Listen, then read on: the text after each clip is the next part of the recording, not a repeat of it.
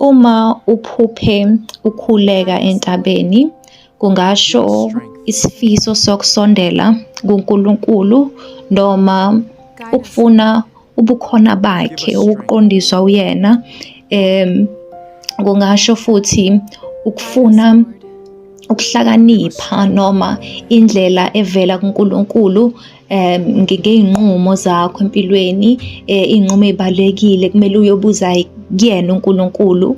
EBhayibhelini uma ucabanga iy'ntaba zivamisile ukuthi kube yindawo lapho abantu bexoxa khona ngoNkulunkulu, bekhonza khona, iy'ndawo ey'phakamisiwe.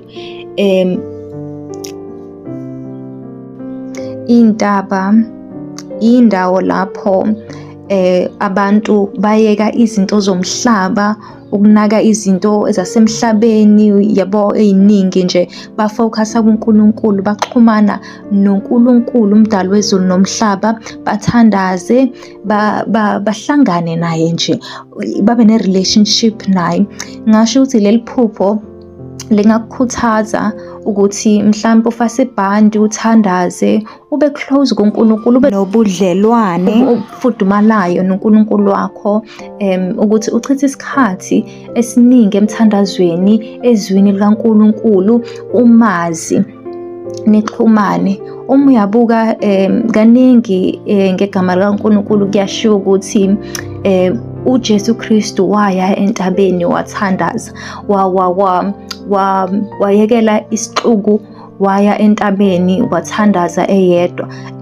Iyaveza ukuthi kuyadingeka ukuthi unake ubudlelwano bakho noNkulunkulu, uyekele ukunaka abangani, uyekele ukunaka ifamily kakhulu.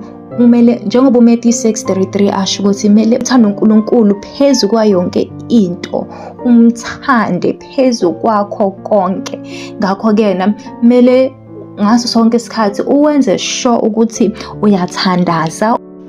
Enye i-example enhle ngasho ukuthi uLuke 6:12 lapho ethi ngaleyo mihla uJesu waya entabeni ukuyokhuleka, wachitha ubusuku bonke ethandaza.